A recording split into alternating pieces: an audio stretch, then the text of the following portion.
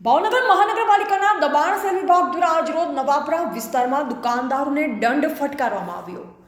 ભાવનગર મહાનગરપાલિકાના દબાણ વિભાગ દ્વારા આજરોજ નવાપરા વિસ્તારમાં દુકાનદારોને દંડ ફટકારતા દુકાનદારો પોતાની દુકાન બંધ કરી રસ્તા પર આવી ગયા હતા।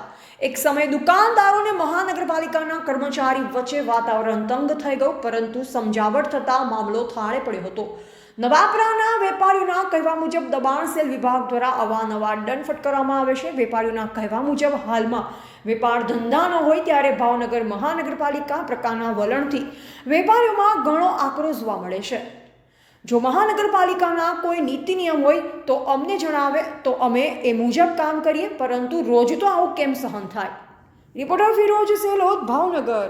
હું અહીંયા નવાપરા વિસ્તારમાં ધંધો કરું છું ને નવાપરા વિસ્તારમાં આ બધા જે વેપારીઓ છે સીધી રીતે સાદી રીતે વ્યવસ્થિત રીતે ધંધો કરે છે, પણ છતાં અવારનવાર મ્યુનિસિપલ કોર્પોરેશન દ્વારા વારંવાર દબાણ અથવા ડસ્ટબિનની ઉપર ઢાંકણું ન હોય અથવા કચરો ઉડીને દુકાન પાસે આવેલો હોય તો એ બાબતે વારંવાર આવીને દંડ ફટકારે છે।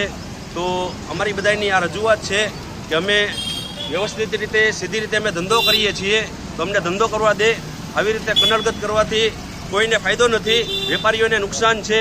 જો વેપારીઓને આવી રીતે હેરાનગતિ કરશે તો નાનો વર્ગ મધ્યમ વર્ગ જે છે એ ક્યાં જશે ને શું કરશે, તે બાબતે આ મ્યુનિસિપલ કોર્પોરેશન સાહેબ જે છે એ આની પર ગંભીરતાથી પગલું લે તેવી અમારી સર્વ વેપારીઓની નમ્ર ગુજારિશ છે।